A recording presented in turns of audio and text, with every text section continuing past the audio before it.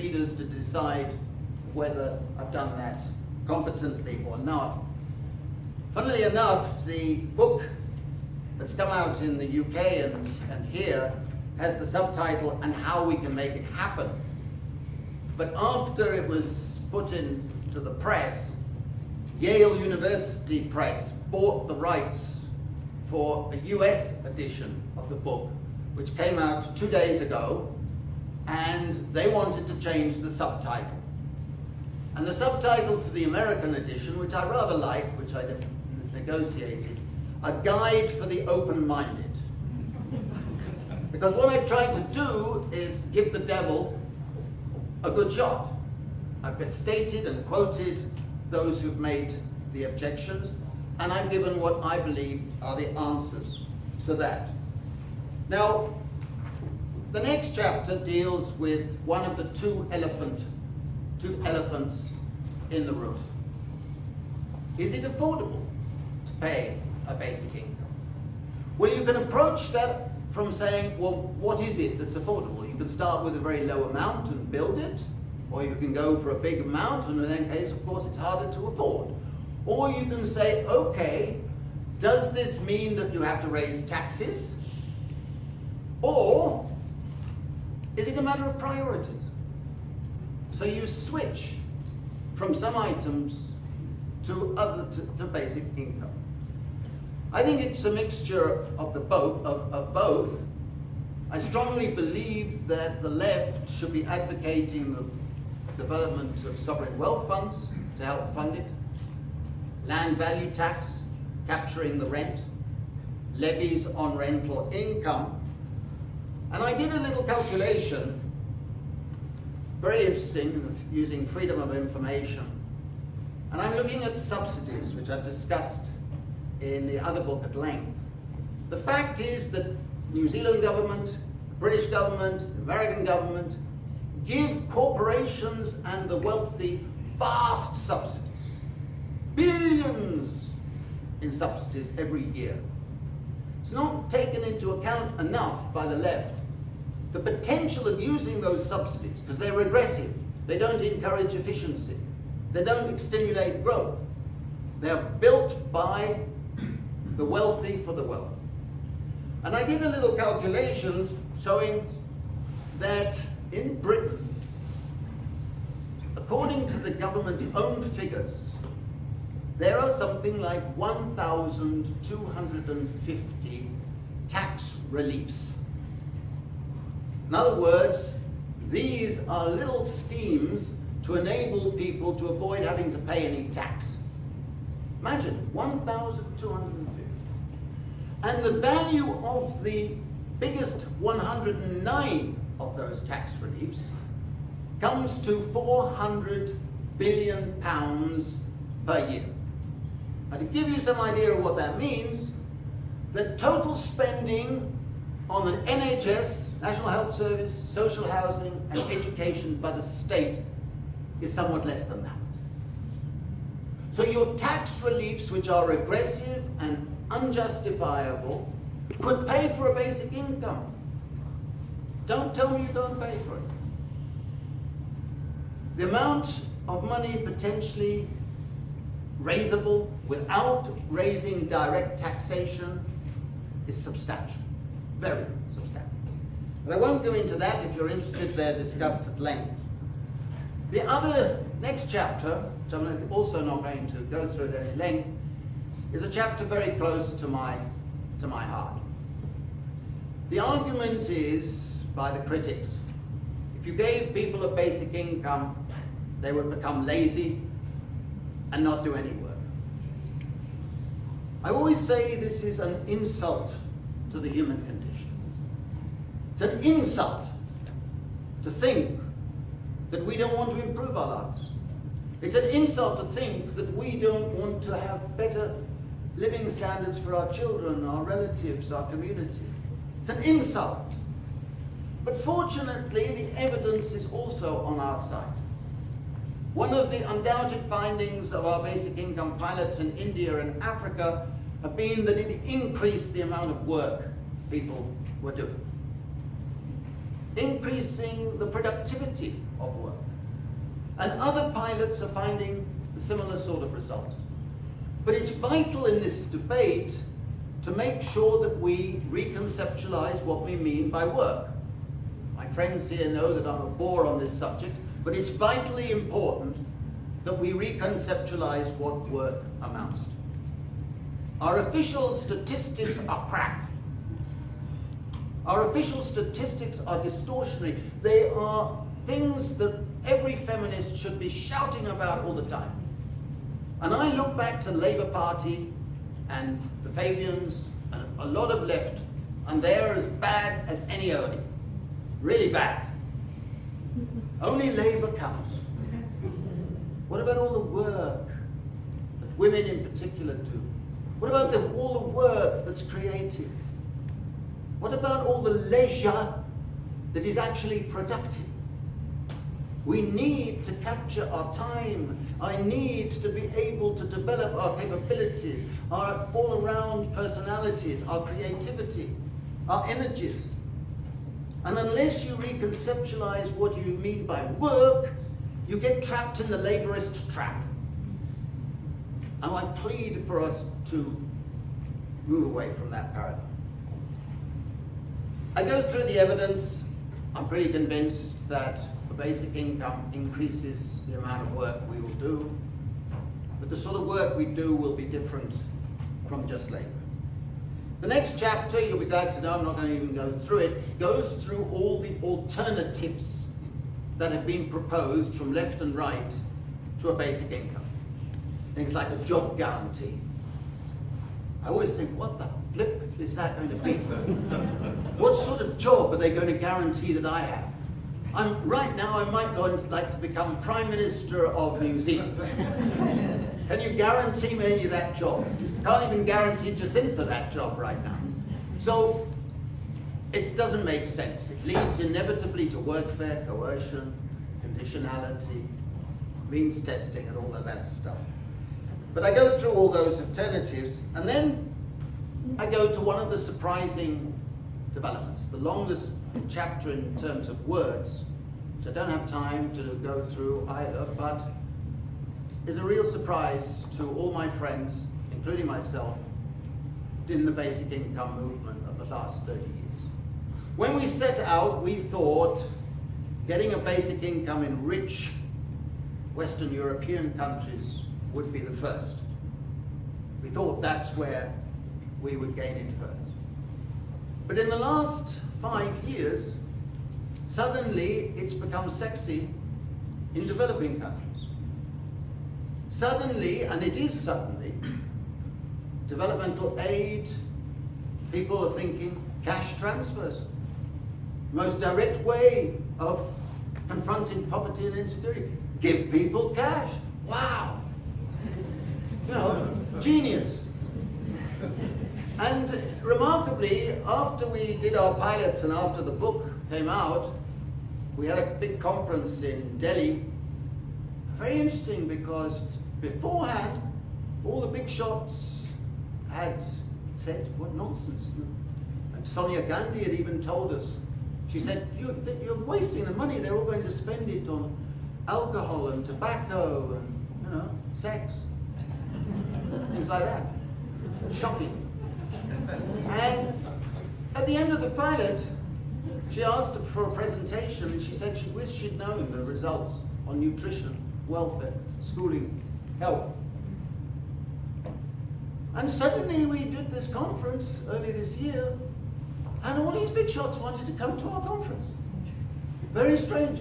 Head of IMF, head of this, head of that, head of the planning commission, minister, this cabinet minister. And remarkably, and you can imagine how my arm, all the hair was sticking up, on the 31st of January this year, the Minister of Finance of India tabled a report with a budget saying a basic income is affordable in India.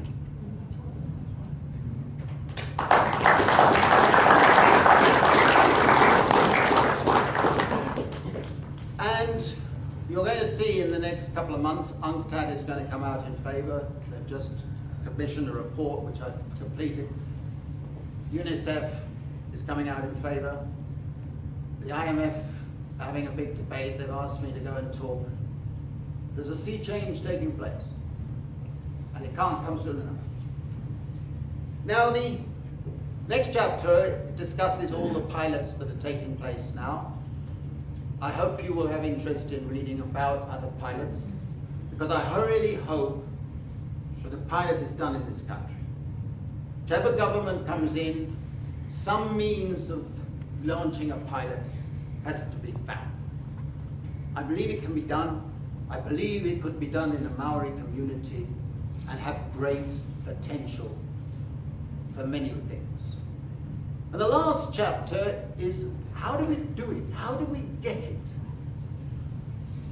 And it begins with a story which I think is true about Franklin Roosevelt. He was in the White House early in his presidency, and he received a delegation in the White House who came with a particular policy.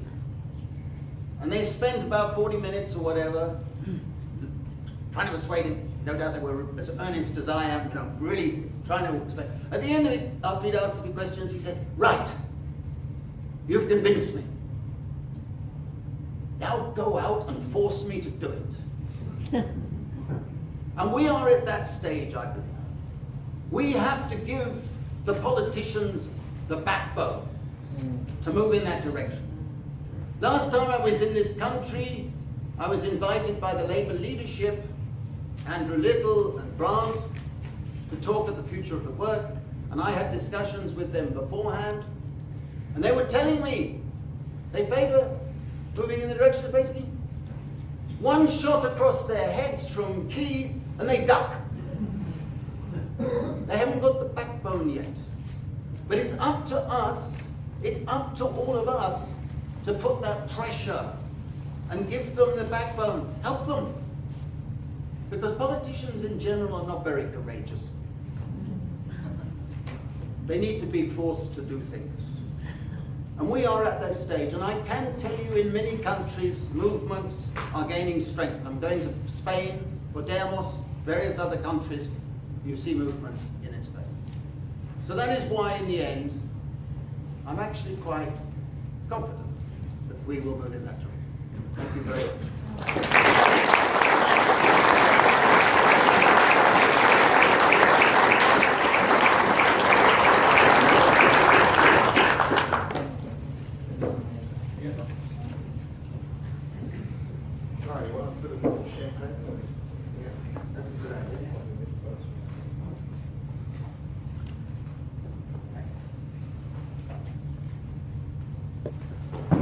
Ladies and gentlemen, the first of the commentators to respond to Guy is Keith Ransom. Welcome, Keith. Thank you, Phil. Tēnā koutou, kia ora. Thank you, Guy, for your very interesting talk.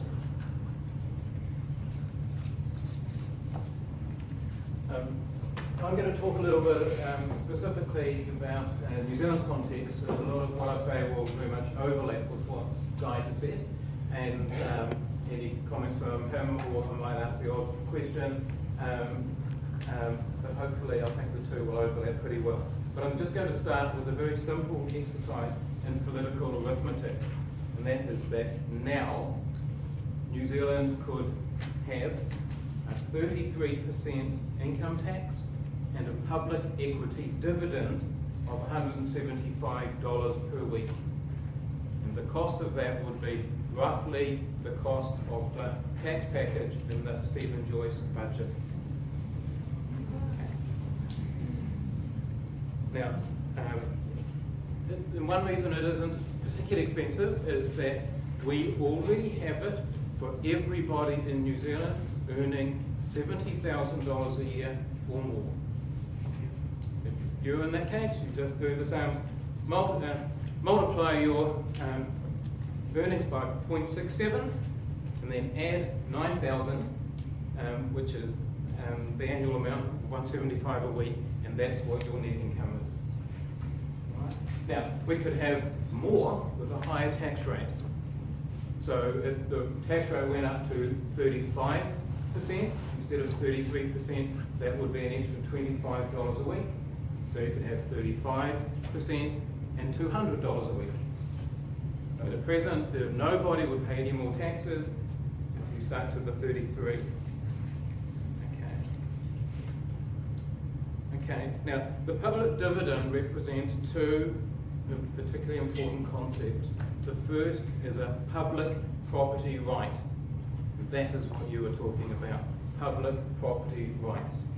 We hear much about private property rights, but that is simply one part of the wider scheme of property rights. It's a public property right. Okay. The second one is that it represents economic democracy. Now, the basic slogan for democracy, one person, one vote. Okay, so economic democracy, one person, one public equity dividend. Okay, rich or poor, one each. Okay, we have a dichotomy. I think we're having a little debate later on about the dichotomy of universal versus targeted. And we've been kind of trained a little bit to think that these are two concepts that don't mix. You either have universal benefits or you have targeted benefits. One or the other. New Zealand became well famous in the late 1930s for introducing universal benefits into its mix. It didn't abandon targeted benefits, it didn't abandon means testing benefits, but it introduced firstly the universal superannuation, then the various benefits around healthcare and education, and then we had the family's benefit, the mother's benefit that came in 1946. But it was always a mix of universal benefits as appropriate and targeted benefits. And this reflects the two basic principles of equity. Horizontal equity, which is treating equals equally, and vertical equity, which is treating unequals unequally. Now, the first is the basis of universal provision, the second is that of targeted provision. And they're both necessary because in so many ways we're equals in our, as citizens, as economic citizens. But we also have differences. We have different needs in different stages in our lives. So we need a system, in my view, that represents both principles, not playing one principle against the other. Okay. So, yep.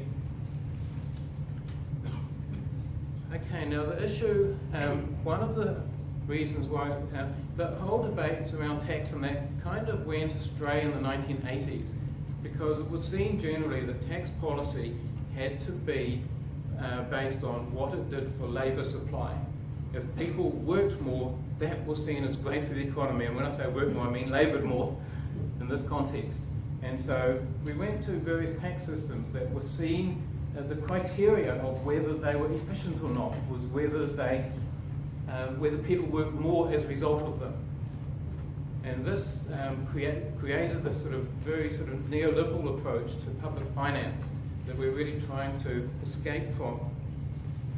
But a universal, well, I'm going to say a public equity dividend, that's the term I'm wanting to use for this more broad brush concept. It is work enabling, not work disabling. So the rhetoric, what you hear is that, oh, people will stop working. But it enables people to work because it doesn't penalise you. And here I'm talking about paid work. It doesn't penalise you because you get some kind of job, a precarious job, a part-time job. You don't give up your public equity dividend, your basic income, for taking. And then you don't have to reapply for some kind of ghastly targeted benefit once that short-term contract, that casual work runs out. So it is labour enabling, but it's also work enabling in the wider sense, because it enables people to do mixes of work that work for them and their communities. So it is pro-work in every sense of the word work. But having said that, if you have a public equity dividend of $175 a week, which is a property right, and you have a property that's not very expensive, and you are able to live a low impact lifestyle on $175 a week, that's great for the planet. It's not a problem, it's helpful. Okay. So we have the forms of structural unemployment then that exist in New Zealand and most of the Western world because we have a benefit system that while people are exhorted to work, the actual incentives built into the system prevent them from doing so. I think many of us saw the film I, Daniel Blake, and we saw exactly in that movie, the British movie, how people who wanted very much to be employed were just simply unable to by the rules of the system as they were facing. And it was driving people crazy.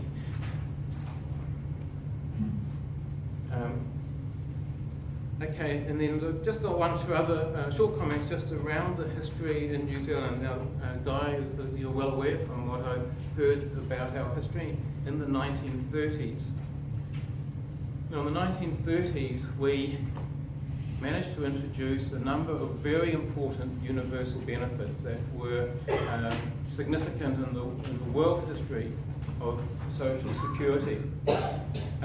But it was a lucky thing. A lot of us, people think Michael Joseph Savage, the Prime Minister, is the man of the 20th century in New Zealand.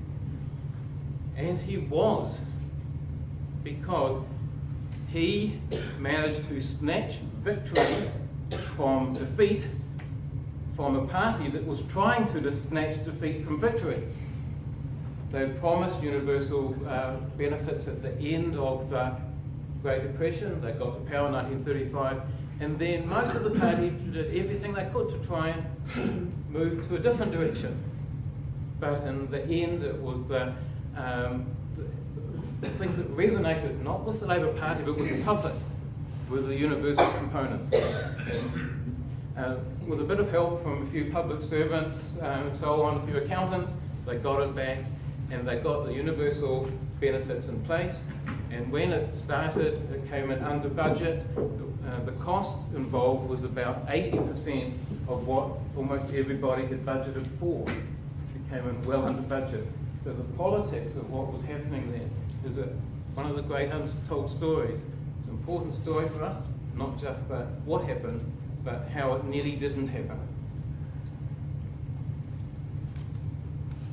Okay, and the other thing, just to sort of finish on this line, is that what Guy is saying is that social dividend, public equity dividend, that's the term I like, is capital income. It is not labour income. It is income from what we own, not from what we do. And so a number of journalists who talk about the concept, talk about universal wage and universal salary and things like that. And these are all labourist expressions, which I just find quite annoying. We need to use words like dividend and make it clear that as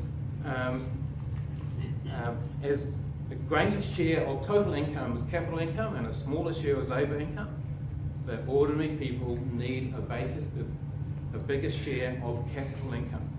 And so much of it is public equity. It is our shared ownership of much of the world's productive resources, not just the individual ownership by individual capitalists. Okay, and in that line, just want to mention the particular book. A book written by Jane Gleeson White, and she's an Australian, and she's basically an accountant, but she's an accountant historian. She's a green accountant. And in 2014, the book was called Six Capitals. Okay, and she identified 6 capitals, and I'm going to list them: natural, financial, manufactured, human, intellectual, socio-cultural. Now these are the capitals these are the springs, the puna of our wealth. These capitals. Now 3 of these are inherently public. Natural, intellectual and socio-cultural. So intellectual is basically knowledge and technology. For example, financial capital has a public component. The banking system is an institution. Even if the banks are private, the banking system is an institution, and the Reserve Bank that makes it all work is public. Okay. Manufactured capital, one of the ones that's partly private, includes all our physical infrastructure. And the other private one, human capital, includes massive public investment in education so that people can earn high salaries as doctors and lawyers and so on. Okay.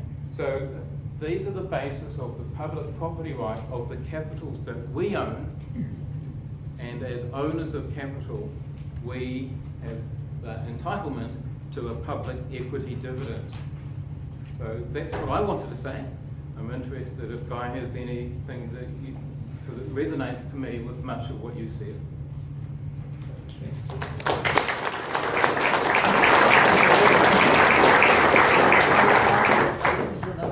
You want to make a comment? No. All right, we'll go to Sue. Sue. Thanks, Steve.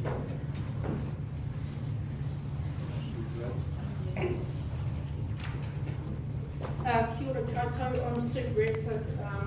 I guess some of you know me, some of you know me really well. My main work in this area has been through my work in the unemployed beneficiaries movement, and in our group since the early 90s, we've always lobbied for and supported a form of basic income, and I'd just really like to say how wonderful it is to see Guy back in the country and to see all the media you're getting, and I understand there's even more that we haven't seen yet. And I love the way you responded on Radio New Zealand on Sunday morning to the very stupid question from Wallace Chapman. I think a lot of you would have heard it. And I also have just had have read, I don't know how many people have read this new book that Guy's got here. It is the best summary I've ever seen of the arguments for basic income, and the best summary of the pilot projects and of ideas about ways forward in this country. I can't recommend it highly enough, because this is a complex area, as Guy says himself, but he helps reduce that complexity in this book in a way that I've never seen before, including from Guy. I agree. Kia ora, Guy, for that, and I really recommend everyone that's got an interest to actually read that book. It's not a hard read. It's not at that high academic level. It's something that ordinary people can understand. I think it's great. Just situating this in our country, Guy is right about the complexity of this process. He's also right about the drift to the right that's happened here as it's happened all around the world. The fact that we're in a powerless state, just like other developed countries. We've got a broken wage system with many hundreds of thousands of people in precarious part-time and casual work, people working for wages that are below what they and all their family can live on, made worse by wage theft itself, by the fact that employers steal people's time and steal their income constantly, as union friends will talk about. And as for what happens for many people in the migrant community, it's even worse in terms of vulnerability and exploitation. People working on the ground, groups like Auckland Action Against Poverty and others, will tell you that many of the people out there who are homeless, who are desperate, actually are in paid work. People are going for food help, people are homeless, their wages aren't enough, their work isn't enough, and that's that part of the precariat that Guy in part talks about. And more people, of course, are moving between income support and work. I really like the way that you refer to the social dividend, which doesn't imply the necessary abolition of other benefits, but acts as a floor for a new distribution system. I think this is a really useful, I found that really a useful way of starting to think about it. Also getting rid of that unconditional or universal, which I've always used since about 1991. But I've always seen the dangers of it and been challenged in meetings many times. How can you call it unconditional? What happens? How long do they have to be in Aotearoa before they count? And you get into all sorts of arguments around migration and other issues. What is the role of tangata whenua? There are many arguments that get rid of that word, and it's you can talk about other things. Another reason I really like the term that Guy's using now, social dividend, is that it's the antithesis to the ideology of social investment that has got its tentacles deep into our government, into our public service, and even now has its own government department to make sure that it's happening through right across government departments, as well as deep into the NGOs and community sector, with the use of their coming requirement for some groups that contract to provide private information about the people the groups work with to governments as individual information. Around January, groups are going to be required to sign those contracts or they won't get the money. Then that data becomes part of big data, which the government uses in all sorts of ways to enforce a strategy which treats human beings, us, as economic units, which cost government more or less over our lifetimes. And any active support there only comes through targeting, through paternalism, and through cold charity. Now, a social dividend is the antithesis of social investment, and I think that we can usefully frame some of the arguments that way in our communities. It's very interesting that we're having this meeting just before the election, and this probably don't have time to go into the position of all the different political parties on it, but I would maybe talk about three of them. First of all, there's Top and Gareth Morgan, who, and a few of you would have been at the big welfare conference in Wellington in 2010, around when the government set up the welfare working group under Paul Webstock. And for the first time, I found myself on a public platform with Gareth Morgan, completely unbeknownst to either of us. We both spoke in support of UBI. And I think both of us were as surprised as the other one. And that was when I first began to get a glimpse that actually he was on, he was into this. But over the years, I've had a huge caution, and I can see why the hairs would go up on your arms having to mix with that Davos crowd and the rest of them. Because for me, mixing with Gareth Morgan is a bit like... Well, apologies to any top people here tonight. But I find that same feeling being alongside that.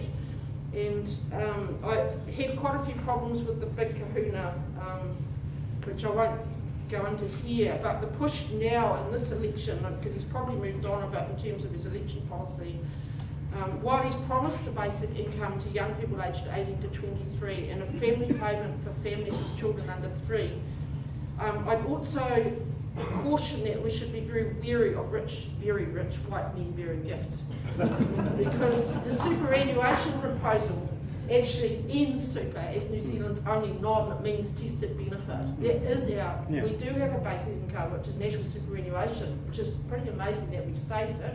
He wants to raise the age and he wants to turn it into a means tested benefit. So it's actually